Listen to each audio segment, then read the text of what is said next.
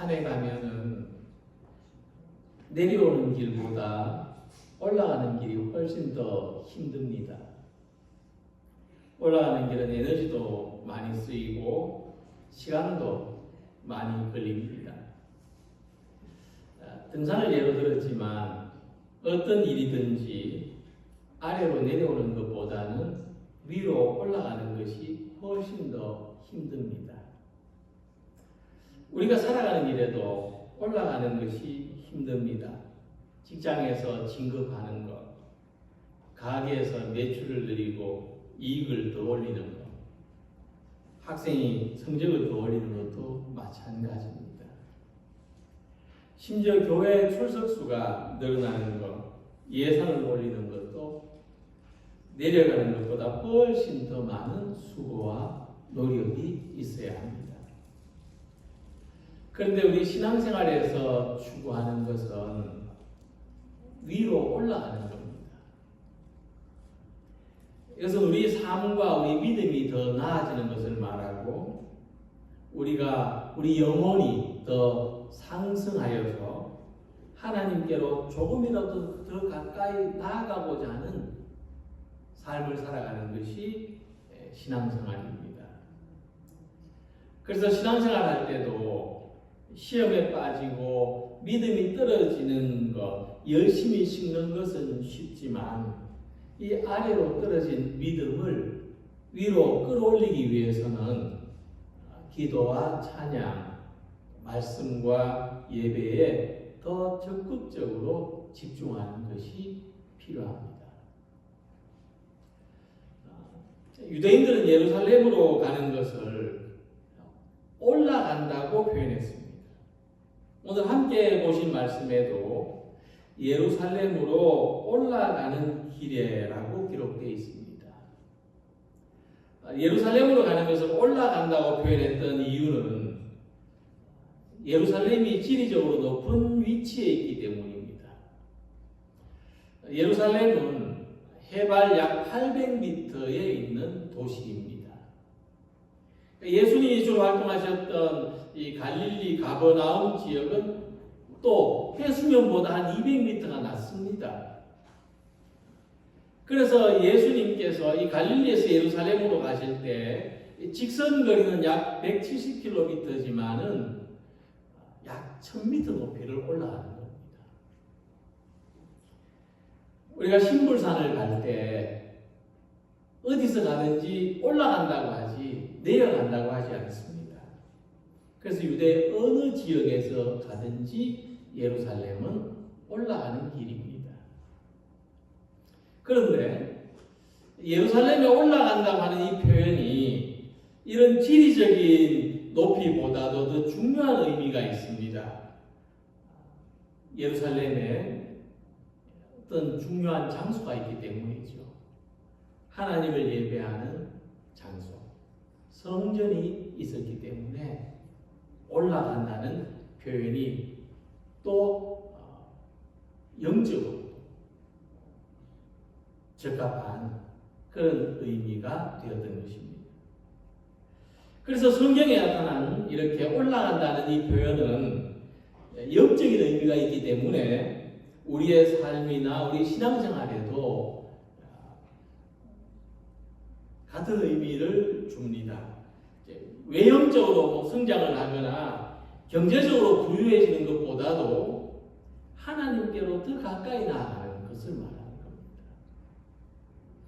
그리고 우리의 삶의 성장과 또 영적인 풍성함을 의미하는 것입니다.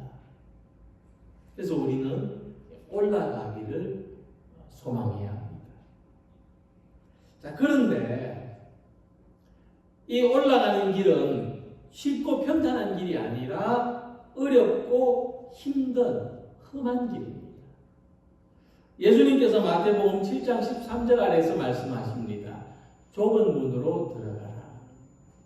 멸망으로 인도하는 문은 크고 그 길이 넓어 그리로 들어가는 자가 많고 생명으로 인도하는 문은 좁고 길이 협착하여 찾는 이가 적음이라. 자, 그래서 참된 삶을 향해서 살아가려면 하나님의 은혜와 우리의 평화를 향해서 다가가려면 그 길은 좁고도 험한 길입니다. 오늘 말씀을 보면은 예수님께서 제자들에게 예루살렘으로 올라가야 하겠다고 말씀합니다. 예수님은 십자가에 달려 죽을 각오를 하시고 예루살렘으로 올라가려고 하십니다. 이 말씀을 생각해 보면 과연 누가 십자가를 지기 위해서, 과연 누가 죽으려는 목적을 위해서 신앙생활을 할 수 있겠습니까? 그러나 예수님에게는, 또 어떤 사람에게는 하나님을 믿는 것이, 교회에 나오는 것이, 예배를 드리는 것이 십자가를 지는 것과 같고 자기가 죽는 과정이 될 수 있다는 것을 생각해야 할 것입니다. 초대교회 성도들은 죽는 줄 알면서도 예수님을 믿었습니다. 오늘의 우리들은 자기 옛사람이 죽고 교만이나 자존심이 죽고 세상적인 기대와 자랑이 죽고 인간의 욕망이 죽고 낮아지는 경험을 신앙생활 속에서 합니다. 신앙생활은, 하나님을 섬기는 생활은 우리들에게 이 좁고 험한 길을 제시합니다. 신앙생활을 해서 평안을 얻고 안정을 얻고 또 어떤 풍성함을 얻으려고 했던 사람이라면 당황하게 될 것이지만, 그러나 세상이 줄 수 없는 참되고 변치 않는 평안은 올라가는 길에서 얻을 수 있는 것입니다. 그 올라가는 길의 끝에 무엇이 있을까? 우리는 무엇을 위해서 올라가야 될까? 이 물음에 대한 대답을 오늘의 말씀을 통해서 들을 수 있는 모든 성도들이 되시기를 기원합니다. 자, 먼저 올라가는 길에는 고난이 있습니다. 신앙생활, 우리가 예수님 믿는 삶을 신앙생활이라고도 표현하는데, 신앙생활은 사람이 할 수 있는 최고의 노력입니다. 그리고 최선의 노력이 또 요구됩니다. 신앙생활은 공부하는 것보다 더 어렵습니다. 기술을 배우는 것보다 더 복잡합니다. 음악이나 미술을 하는 것보다 더 깊이가 있기 때문입니다. 그래서 우리가 어떤 노력을 해서 구원을 받는 것은 아니지만은, 하나님께 가까이 가고 믿음의 깊이를 가지는 것은 우리가 바깥에서 어떤 노력을 해서 이룰 수 있는 것보다 훨씬 더 힘들고 어렵다는 것을 우리 여기 계신 성도님들이 느끼실 겁니다. 신앙생활이 이렇게 어려운가? 할수록 더 어렵다. 이런 말이 나올 겁니다. 왜냐하면 신앙생활은 우리가 열심을 낸다고 그 열심만 가지고 위로 성장할 수 있는 것이 아니라, 이 열심이 하나님께 맞춰져야 되고 또 하나님의 은혜와 결합되어야 되기 때문입니다. 그래서 우리가 올라가는 신앙생활을 하려고 할 때는 반드시 예상하지 못한 고난이 있습니다. 제자들 중에 누구도 예상하지 못했습니다. 그런데 예수님은 예루살렘으로 올라가는 길에 고난이 기다린다고 말씀하십니다. 우리가 지금 교회 다니는 것이 힘들고 어려울 때 이런 물음을 가집니다. 신앙생활을 꼭 어렵게 해야 되나? 신앙생활을 힘들게 해야 될 필요가 있을까? 좀 쉽고 편하게 신앙생활을 하고 쉽고 편하게 교회를 섬길 수 있는 길은 없을까? 하지만 어떤 경우에도 대답은 한 가지입니다. 올라가는 길이 내려가는 길보다 쉽고 편한 것은 세상 어디에도 없습니다. 심지어 계단조차도 마찬가지입니다. 그래서 올라가려고 하는 신앙생활, 올라가려고 하는 교회의 길은 어렵고 험합니다. 거기에는 고난이 있습니다. 십자가의 고난입니다. 그런데 우리가 이 두 가지 중에 선택을 할 수 있습니다. 올라가는 길을 선택할 수도 있고 내려가는 길을 선택할 수도 있습니다. 어떤 사람이 쉽고 편한 인생을 사는 법칙이라는 글을 썼습니다. 이 쉽고 편하게 인생을 살 수 있다면 얼마나 좋겠습니까? 근데 그는 이런 법칙을 말했습니다. 쉽고 편한 일을 선택하면 인생이 어렵고 불편해진다. 하지만 어렵고 불편한 일을 선택하면 인생이 쉽고 편안해진다. 물론 우리가 어떤 삶을 이런 수학 공식처럼 적용할 수는 없습니다. 분명히 쉽고 편안한 일을 선택해서 쉽고 편하게 사는 사람도 있겠죠. 그런데 어떤 선택을 해야 될 때 어렵고 불편한 쪽을 선택하는 것이 반드시 어렵고 불편한 결과가 아니라 쉽고 편한 결과가 된다는 것을 생각할 수가 있습니다. 이같이 우리 십자가는 어디에 있습니까? 쉽고 편한 길에는 십자가가 없습니다. 어렵고 불편한 쪽에 십자가가 있습니다. 그래서 예수님은 예루살렘으로 올라가시는 겁니다. 보라, 우리가 예루살렘으로 올라가노니 그들은 능욕하고 침뱉으며 채찍질하고 죽일 것이나 하고 33절, 34절에서 말씀하십니다. 그러니까 우리 앞에는 어렵고 불편한 선택들이 많이 기다립니다. 어렵고 불편한 선택이 뭐냐면요, 우리가 진짜 어려운 시험은 어떤 시험이냐면 예상하지 못한 문제가 나오는 겁니다. 아는 문제는 어렵지 않습니다. 진짜 어려운 시험은 예상치 못한 고난을 만나는 겁니다. 그러나 올라가는 믿음 생활을 하려는 마음으로, 하나님께 더 가까이 나아가려는 뜻으로, 십자가를 지는 마음으로 이 예상치 못한 고난, 어렵고 불편한 삶의 문제들을 한 가지 한 가지 감당해 나가시기 바랍니다. 올라가는 길에는 감당하기 어려운 고난이 있지만 그러나 그 마지막에는 은혜와 평강이 있다는 것을 생각하면서 영적인 성장과 충만을 더욱 힘쓰는 성도들이 되시기를 소망합니다. 그리고 올라가는 길에는 유혹이 있습니다. 예수님이 예루살렘으로 올라가겠다 하셨을 때 제자들은 어떻게 해야 됩니까? 당연히 찬성하고 지지해야 마땅하죠. 그런데 32절 보면은 그들이 놀라고 따르는 자들은 두려워.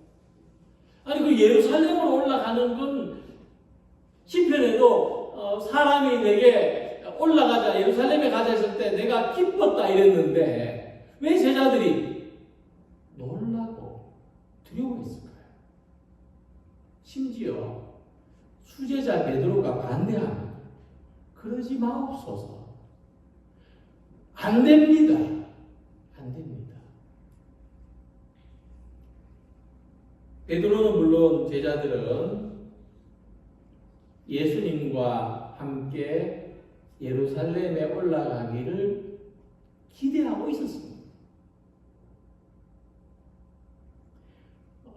그들은 예루살렘으로 가는 도중에도 예수님이 예루살렘에 가시면 나는 예수님 오른쪽 자리, 너는 예수님 왼쪽 자리, 각각 자리를 놓고 다툴 정도로 예루살렘에 올라가는 것을 기다렸습니다.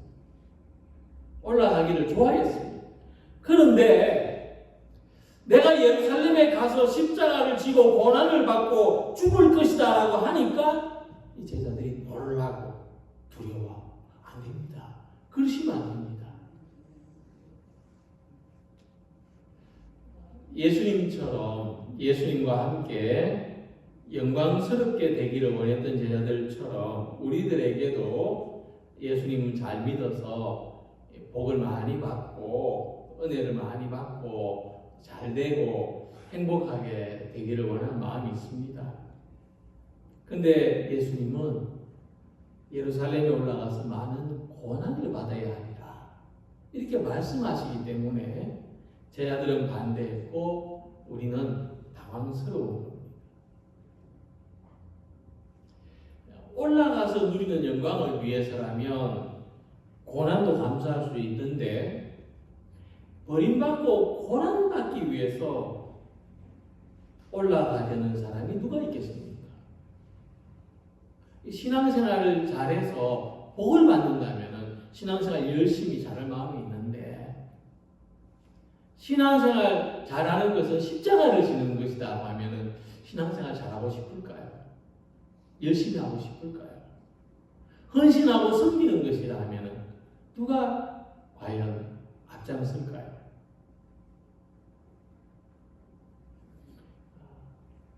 그래서 올라가는 신앙생활에는 어떤 유혹이 있는데 어떤 유혹이 있는가 하면은 고난이 없는 영광을 얻고 싶은 유혹이 있는 거예요.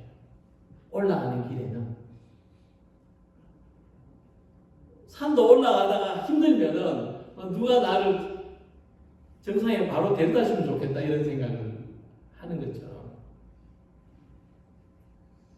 신앙생활에는 고난이 없는 영광을 얻고 싶은 유혹이 있습니다. 열심은 고생은 다른 사람이 하고 영광은 내가 받고 싶은 그런 유혹도 있습니다. 그러니까 우리가 예수님의 생애를 보면은 예수님의 생애가 있고 십자가의 고난이 있고 죽음이 있고 그 다음에 부활이 있는데 우리는 부활을 맨 먼저 영광의 면류관을 맨 먼저 두고 싶은 겁니다. 예수님은 이 유혹을 사탄이 주는 것이라 말씀하셨습니다. 고난을 피하고 싶은 그 자체가 사탄의 유혹이라는 것이 아니고 고난이 없는 영광, 십자가 없는 부활은 있을 수가 없는 건데 이 있을 수가 없는 것을 기대하고 바라게 하는 것이 사탄의 유혹이다. 우리 삶에도 같이 적용할 수가 있습니다. 사탄은 우리 믿음이 올라가는 것을 원치 않습니다. 사탄은 우리가 하나님께 더 가까이 나아가는 것을 좋아하지 않습니다. 하나님의 뜻에 따르는 삶을 동의하지 않습니다. 하나님의 은혜는 죄 용서를 통해서 주어집니다. 하나님의 평화는 우리 안에 갈등을 제거함으로써 이루어지는 것입니다. 하나님의 부흥은 우리 마음이 하나가 되고 또 하나님이 주시는 기쁨과 감사는 이 모든 문제들을 해결해감을 통해서 이루어지는 것입니다. 그냥 되는 것이 없습니다. 생각해보면 우리도 있을 수 없는 것을 바라고 기대할 때가 많습니다. 죄 사함의 확신이 없이 은혜 받기를, 문제와 갈등이 해소되지 않는 가운데서 평화를, 믿음 안에서 하나됨이 없는 속에서 부흥을, 고난을 이긴 승리가 없는 기쁨과 감사의 삶을 원하지만 이것은 어느 곳에도 없습니다. 우리가 바랄 수 없는 것을 바라는 동안, 바랄 수 없는 것을 집착하는 동안 진짜 바라야 할 것을 바라지 못하고 해야 할 것을 하지 못하게 됩니다. 이것이 사단의 유혹입니다.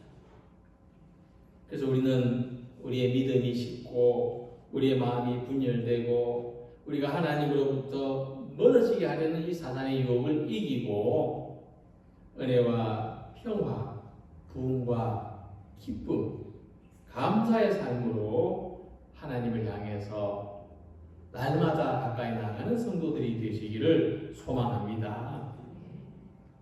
그리고 올라가는 길에는 부활이 있습니다. 우리들에게는 예수님의 낮아지심과 높아지심에 대한 믿음이 있습니다. 예수님이 사람 되신 것이 낮아지신 것이라면 예수님이 주님 되신 것이 높아지신 거죠. 예수님은 낮아지시기도 했지만은 또 하나님이 높여주셔서 주님이 되셨습니다. 그래서 예수님의 십자가는 낮아지신 모습 가운데 가장 밑바닥, 가장 낮아진 모습이죠. 예수님의 부활은 가장 높아지신 것을 보여줍니다. 우리도 동의합니다.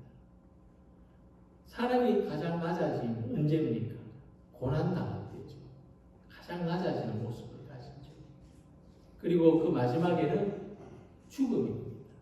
사람이 죽으면 낮아집니다. 그러나 우리에게는 죽음 이후에 부활이 있습니다. 예수님의 그 십자가 부활은 우리도 이 낮아짐을 통해서 죽음을 통해서 부활의 영광으로 높아지게 된다는 것을 가르쳐 주시는 것입니다. 34절 말씀에 보면은 그들은 능욕하며 침뱉으며 채찍질하고 죽일 것이나 그는 3일 만에 살아나리라.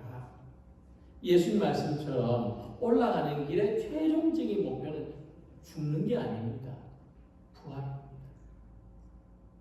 부활의 생명으로 살아갑니다. 다시 말해서 우리 신앙에는 올라가는 신앙에는 고난도 있습니다. 유혹도 있습니다.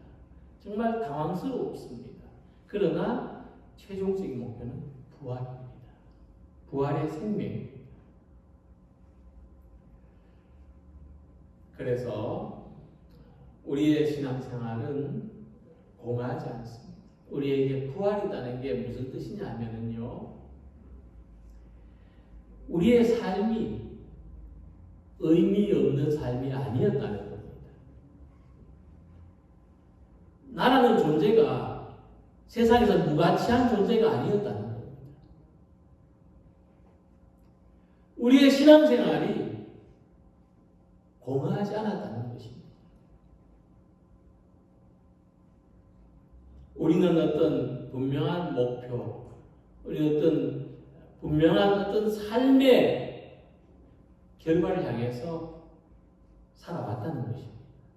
그것이 부활이 주는 또 다른 의미입니다.